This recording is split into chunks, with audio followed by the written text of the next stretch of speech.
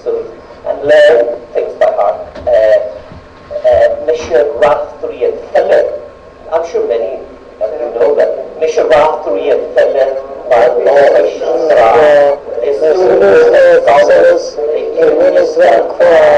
but she is not just a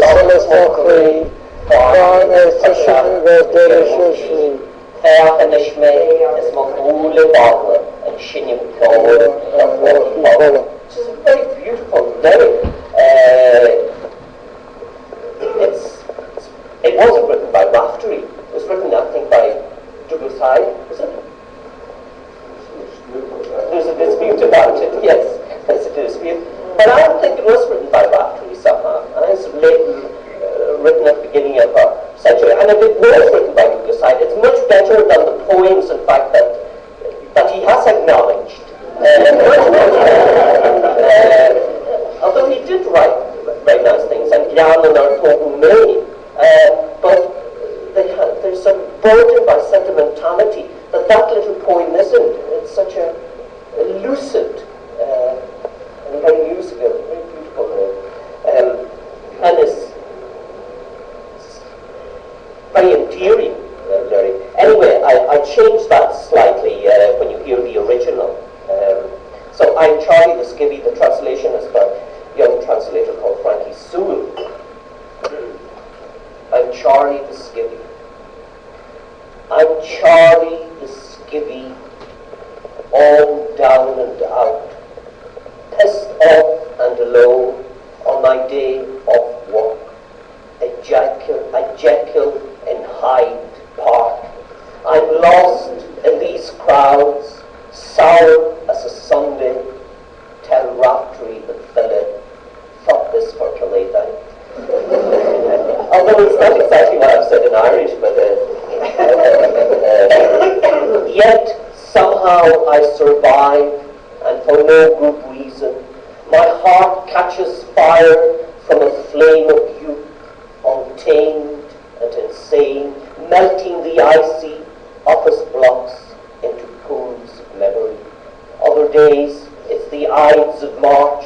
I hardly dare to show my face. The cold and dark shake and vex me into the black, hungry hole of apathy until my world and words are jailed in a maze.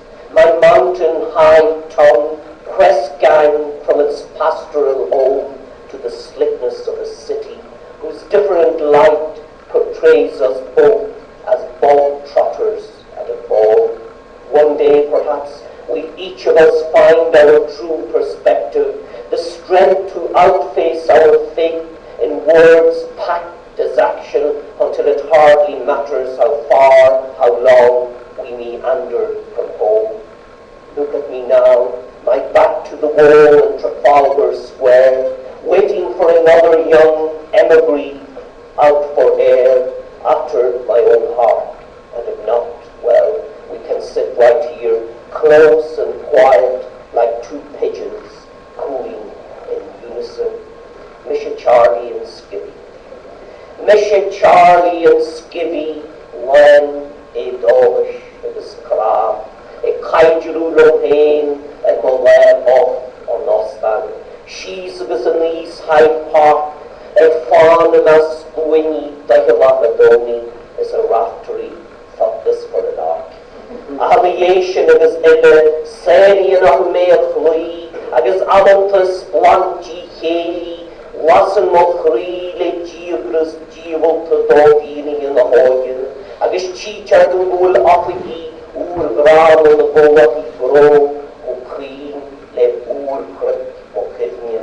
Ach bin out hier foster, leint de bo, rioi, na hagne, agus ni bin on na mi mabot mo chilla aardu, agus mo hula yiru na ufahi, tranon te givri, agus a dara had se chattanua sarum, a gruhia vacuum cleaner, mo huishtagu crusa, a bolgurnia and white vishni, agus a clishin agus a geji, chin smai mo heel, agus mo shkein and agrai, a dahar griwa in chahan, agus ni vi mahani and long meho swan on wheel, Channy, Ward the Claver, a gully was Clare at Chanty, Tashiko Silton O'Hain, a slipness and a kata, o Amski Queen of Sanchishaw, the Dowsa Road Tarni and Malay Rusha, at Wanger, Chucky with Beth Bidger, and Perspecti and that Batain, a bit as Mooning Dunya Maya Hokomana and Arnain, Tra me and Rio Chapo Homeland and a Martha, as common cake of father was a base with your farm on our noun douche.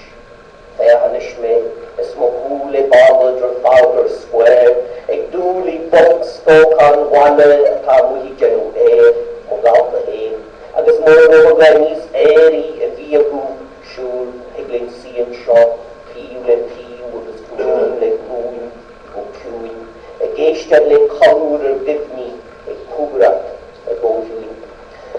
I'm going to read that one.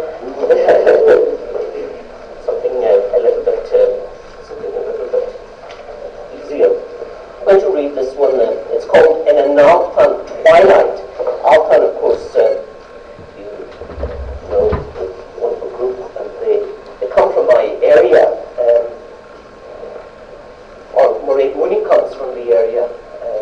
Because Kwana comes from that area as well, and Enya. So they're very rich in music. I was very proud of Alpan a number of years ago. I was in Milwaukee on the shores of Lake Michigan.